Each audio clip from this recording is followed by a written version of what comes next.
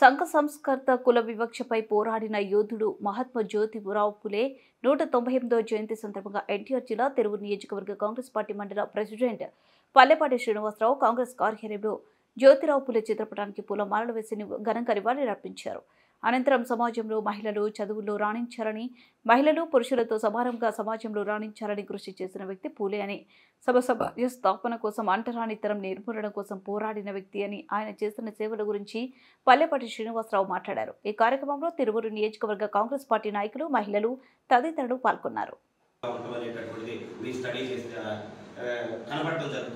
అదేవిధంగా మహాత్మా పూలే వితంతువులు ఎవరైతే ఉన్నారో వాళ్ళు తిరిగి వివాహాలు చేసుకోవడానికి వాళ్ళ హక్కును కోల్పోకూడదని దాన్ని ప్రోత్సహించినటువంటి వాళ్ళు మొట్టమొదటి వ్యక్తి. మహిళలకు విద్యను కానివ్వండి, ఆనాడు ఉన్నటువంటి సమాజం బడుగు బలహీన వర్గాలు కానీ మహిళలు కానీ చదువుకి నోచుకోలేనటువంటి పరిస్థితి, చదువుకోవడానికి రాలేనటువంటి పరిస్థితుల్లో వీళ్ళు భార్య భర్తలు జ్యోతిరావు పూలే, అదేవిధంగా ఆయన సతీమణి సావిత్రిబాయి పూలే, వీరిద్దరూ కూడా చేసినటువంటి కృషి ఎనలేనిది సమాజానికి. ఆయన చనిపోయి 198 సంవత్సరాలైనా కానీ ఈ రోజు ముఖ్యంగా ఒక మాట చెప్తున్నా, ఎవరైనా ఒక మహానుభావులు ఏదైనా ఒక గొప్ప కార్యక్రమం తీసుకున్నా, ఒక సేవ చేసినా ఈ సమాజం కోసం కానీ లేకపోతే అట్టడుగు వర్గాల కోసం కానీ ఈ దేశ ఔన్నత్యం కోసం కానీ చేస్తే అది అప్పటికప్పుడు ఎవరు గుర్తించలేమో తెలియదు.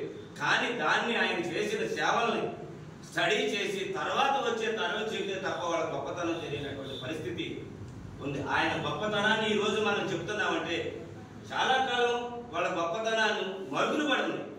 రాను రాను ఇప్పుడైతే ఈ అంబేద్కర్ గారు కానివ్వండి, ఈ మహాత్మా జ్యోతిరావు పూలే కానివ్వండి,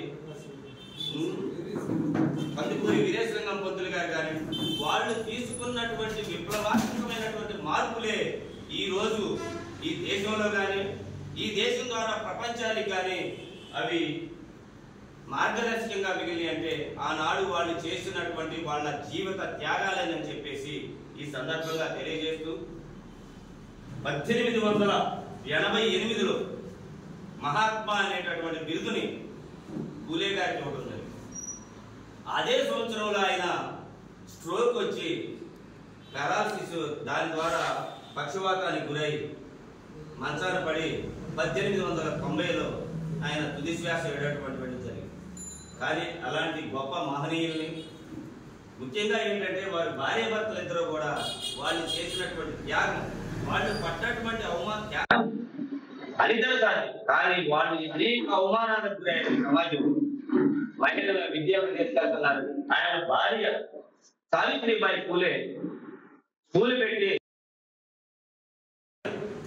వాళ్ళకి విద్యను అందించుతుంటే, ఆవిడ వస్తువు పాతుంటే ఆవిడ బట్టల మీద పెండ నీళ్లు కొట్టినటువంటి చరిత్ర కూడా ఉంది.